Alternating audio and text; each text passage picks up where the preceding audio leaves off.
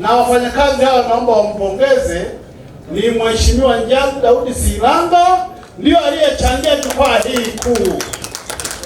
Tusipomtaja hatakuwa tumemtendea haki baba wa watu, na tunamwomba Mwenyezi Mungu azidi kumbariki ili aweze kuendelea na kazi zake na azidi kumuongezea mahali alipotoa.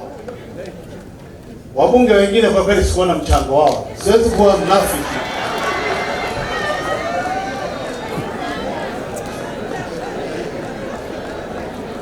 Ndugu wafanyakazi, naomba nianze kwa kuwapongeza shirikisho la vyama vya wafanyakazi yaani TUCTA kwa mkoa wetu wa Simiyu kwa maandalizi mazuri ya maadhimisho haya na kunipa heshima ya kuwa mgeni rasmi. Ninasema mwenyekiti wa TUCTA na viongozi wote wa vyama vya wafanyakazi, asanteni sana na ninawapongeza sana kwa maandalizi mazuri ambayo yamefanya maadhimisho haya yawe ya kufana.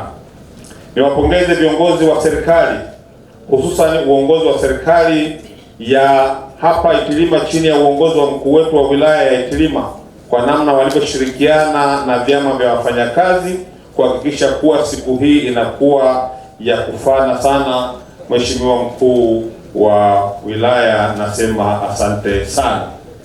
Lakini vile vile niseme kipekee namshukuru sana Mheshimiwa mbunge wetu wa jimbo la Itilima, Mheshimiwa Njalu Silanga kwa moyo wake aliouonyesha na hata vyama vya wafanyakazi vikaridhika kwa kushiriki, kujitolea kwa hali na mali na kuchangia kwa kiasi kikubwa kufanikisha maadhimisho ya sherehe hizi kama ilivyoeleza.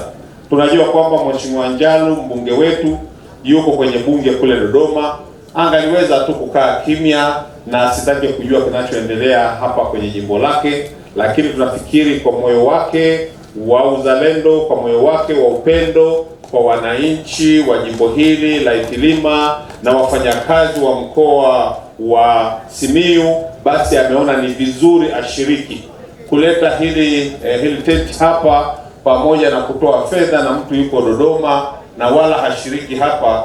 Basi tunataka kusema huo ni ujasiri na ni moyo wa kujitolea.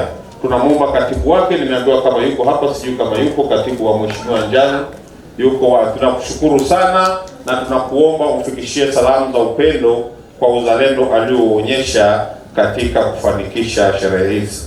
Niombe kwa heshima kubwa kuyatambua makundi mengine yote bila shaka kwa ushiriki wao kwa hali na mali katika kufanikisha maadhimisho haya, ikiwa ni pamoja na wasanii wetu ambao wametuimbia hapa, vijana wetu wa skauti, pamoja na waandishi wa habari ambao naamini kabisa nyinyi ni sehemu ya mhimili wa kutusaidia kufikisha habari hizi na kuhamasisha shughuli za maendeleo katika maeneo yetu ya kazi.